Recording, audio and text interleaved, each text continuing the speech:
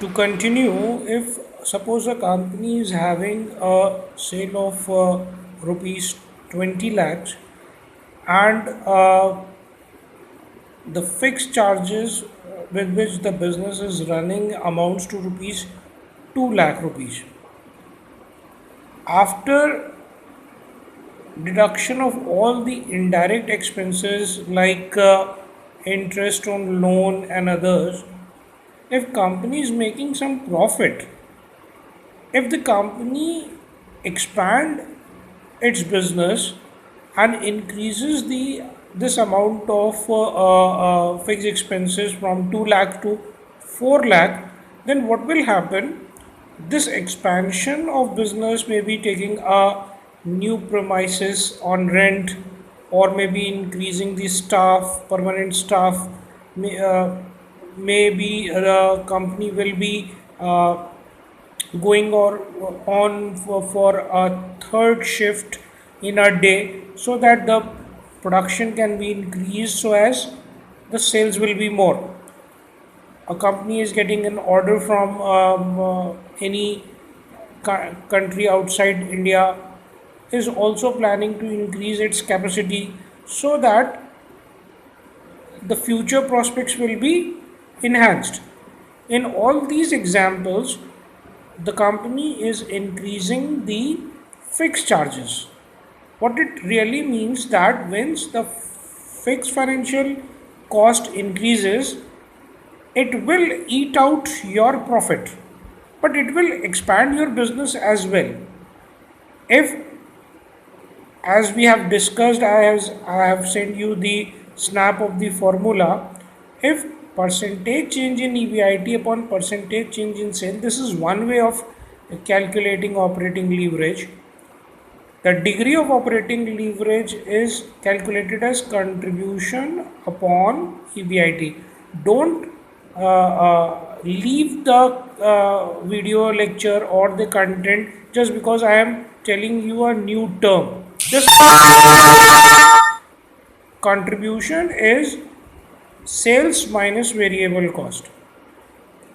If you are making a pen, selling a pen at rupees 10, and the cost of producing the pen only, direct material, direct labor and direct expenses is 6 rupees, then the contribution is sales minus variable cost, that is 10 minus 6, that is 4 rupees. If we deduct fixed cost from this 4 rupees further, then we will get profit or loss. Suppose if fixed cost is rupees 5, then the answer will be minus 1. We are incurring losses. Suppose the fixed cost is rupees 3, then contribution 4, which is we will get from S minus V. 10 minus 6, amount is rupees 4, contribution is rupees 4.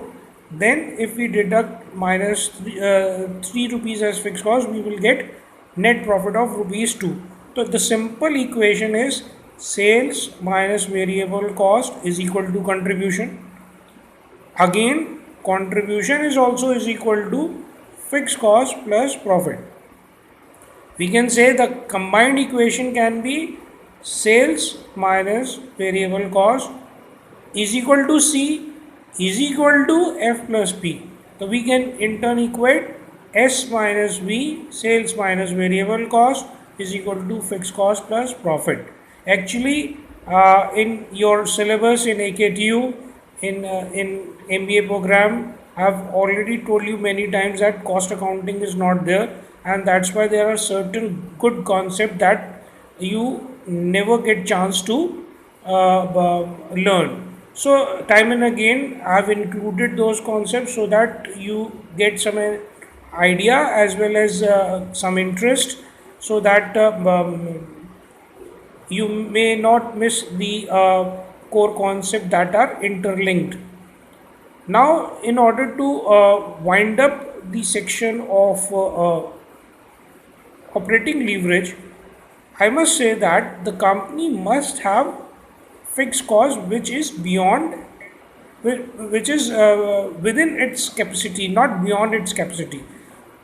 If fixed cost increases exorbitantly, that in an increased manner. If it is very exorbitant, then what will happen, that you may not be able to recover your fixed cost during operation, like the situation we are having in COVID-19, and you will not be able to sustain your business even after the situation is normal. The second thing is financial leverage. Company takes loan because it is a cheaper source of fund. Why the company take loan? Because the company feels that the cheaper source will help them in expansion, modernization, replacement, or even diversification decisions, where they can venture into new businesses. They are very much sure, the management is, and have planned that the venture will give them say 17%, the loan they are getting at 8 to 10%, then they have a good sufficient margin and motivation to go with the new venture. What will happen, that if company takes debt, it will have tax shield, it has tax advantage, and I have already told you that in cost of capital chapter. We can continue with this scenario because we are at home. We can learn, revise, and relearn each and every section, even the theoretical section. I can continue with the numerical as well.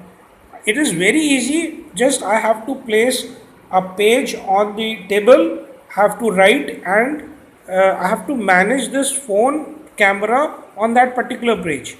If you can listen to my voice, and if you can see that page properly where I am writing with a pen, then you can easily comprehend what, as if I am writing on a board. The main problem that the students will incur, that those who have frequency with their teacher, they can easily comprehend even from an audio file or from a text message, that what the teacher is really explaining. Those who are not involved into or those don't have a matching frequency with the teacher, they will face problems. So try to cope up. There are certain issues with the online teaching, but eventually we will overcome these in coming days. I am telling you that suppose the company is getting a difference of 17% return from venture, and 8% or to 10% loan interest rate, then the company is having a 7 to 8% margin, and so they will feel like continuing with the venture, and they prefer to take the loans instead of issuing equity, because issuing of equity will cost them more, because the cost of equity financing is more than the cost of debt. Secondly, the company feel like that they will lose control over business, because as the number of shareholder increases, they will have a say in the board meetings. Thirdly, the equity won't get them the tax shield. Now you have must have heard, and your seniors, Mr. Aman Rastogi and Mr. Atul Kumar Tiwari, in their tax briefing in the seminar hall in the month of March, or maybe in Feb, I think they have explained that from now onwards, from this financial year onward, the new tax regime will not render you with the dividend transaction tax. What it really means, that when you are getting dividend, you will have to add that dividend into your income, and the company will not pay any dividend tax. Eventually, the higher the dividend you will get, the higher the dividend tax you have to pay on your own. Suppose that tax shield is not there in equity, so company prefers to take loan because they are cheaper source, and the points that I have just mentioned. When company takes loan, they get tax shield, and that's why they have financial leverage. If they properly manage their finances, then it will cause them advantage. If they fail to do so, it will have severe disadvantage. The formula for finding out the financial leverage is percentage change in EPS upon percentage change in EBIT. What is EPS? Earning per share. What is EBIT? Earning before interest and tax. It simply says that when profit increases or decreases, it has an impact on earning per share to the shareholder. The degree of financial leverage means the momentum. That means the degree means the number of times it will impact. The degree of financial leverage, as I have given you a page, refer to the formula on the 2 page on your WhatsApp. Garima must have forwarded you after the Zoom class. The page says that the degree of financial leverage is EBIT upon PBT. That means when you find out EBIT and divide it by PBT, some of you must be wondering what is EBIT, what is PBT, because they were not regular in class. I'll just give you a brief in 2 or 3 lines. Revenue minus expenses will be your profit. It is called EBIT. If depreciation is already been deducted.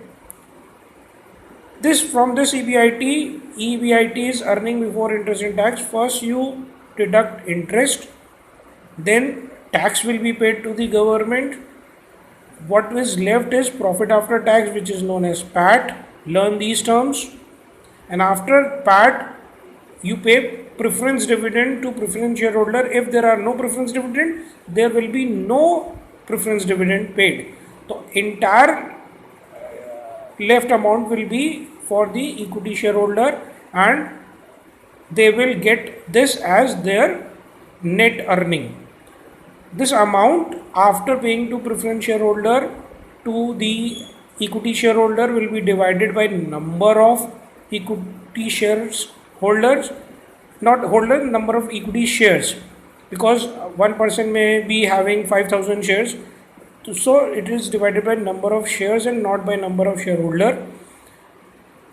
If it is the earning after paying all dividends, all tax, all expenses is left to the equity shareholder is divided by number of shares, then you will get earning on one share. It is called earning per share. What is PAT? I have already told you. What is profit before tax? PBT? I have already told you in this section. If you fail to comprehend, just rewind it and listen it again. The final section is that when the financial leverage degree is say 1.5 and there is a decrease in profit by 1%, there will be a earning per share by 1.5% because degree is 1.5. Suppose if the degree of financial leverage is 3% and profit increases by 2%, then the earning per share will increase by 6%, because in the second example the degree is 2.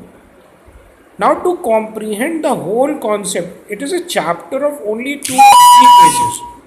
Download any PDF file from the internet which have a legible page, not a research paper, and you will be able to understand the concept easily. I don't have books with me that I want to send to you because it is at the faculty room in the Elmira.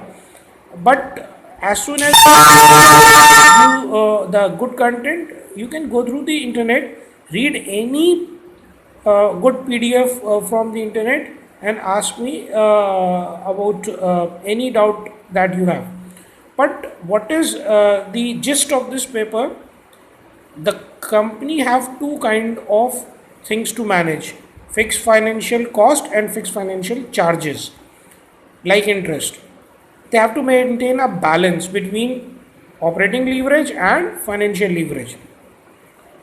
What is the combined leverage? When you find the value of say operating leverage say 2 and find the value of financial 5, then just multiply this 2 by 1.5 and the answer that you will get like 3 will be the combined leverage. It has the impact of both the financial as well as an operating leverage, and the degree will be called 3. That will be combined leverage, nothing but the combination of financial and operating leverage. अब मैं आपको कुछ चीज़ हिंदी में बता दूं, जैसे ये combined leverage क्या है, तो भाई कंपनी में फाइनेंशियल चार्जेस भी होंगे और फिक्स खर्चे भी होंगे, तो कभी भी दोनों में एक लीवरेज नहीं होती, कंपनी के मैनेजर्स को दोनों को संभालना पड़ता है। तो अगर एक की वैल्यू ऑपरेटिंग लीवरेज की 2 है और फाइनेंशियल लीवरेज की 1.5 है, तो कंबाइंड लीवरेज की वैल्यू 3 होगी। दैट मीन्स कि आप जो भी फैक्टर, मैंने सबसे पहली लाइन वीडियो में क्या बोली थी, फाइनेंशियल आइटम जो एक दूसरे को इम्पैक्ट करते हैं, तो अगर सेल्स में या प्रॉफिट में या अर्निंग पर शेयर में या आपके कहते हैं किसी तरीके के एक्सपेंसेस में कोई चेंज आता है, तो उसी का कंबाइंड इफेक्ट आपके बाकी वेरिएबल्स पर भी पड़ता है। Now to sum up the entire lecture, financial leverage and operating leverage, out of these two, it is better to manage operating leverage first, because you must not maintain a high fixed cost. Like we are presently in our homes, the college has given us, the teachers, their salary for the month of March without going attending the college duties for from 22nd to 31st of March. I have received my full month salary. So college have paid those expenses and I have received my income. I can manage my expenses for the month of April from this salary. But suppose they have not paid because I am a daily wager or daily worker, or maybe I am working in a private organization. This time there was a notification from the government. Prime Minister Narendra Modi has said nobody will deduct salary from any kind of contractual or maybe a permanent employee. Each one has to be paid full salary for the month of March. But normally these situation are not so normal, I can say.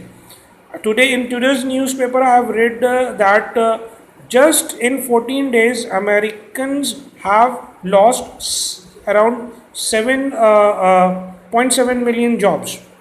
What it means, that in America there is no foundation on the employer from the administration side to pay the employees full salary or to maintain them as employee in the situation when they don't have any work. So I am telling you that fixed financial cost must be maintained as low as possible as per your earning. You can take debt to a larger extent. So the conclusive line is high financial leverage can be manageable, but a high operating leverage must be avoided. Why high financial leverage can be manageable? Because debt is a cheaper source. Debt helps in expanding our business. Debt helps you to manage your investments and expand your business and earning potentials.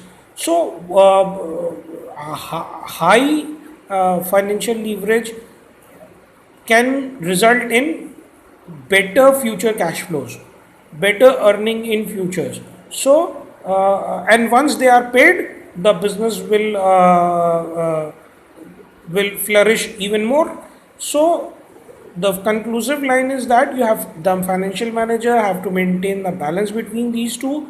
And why I am telling you these again and again, once you stick to the gist or maybe the fine line of this leverage analysis, you will be able to understand other chapter as well.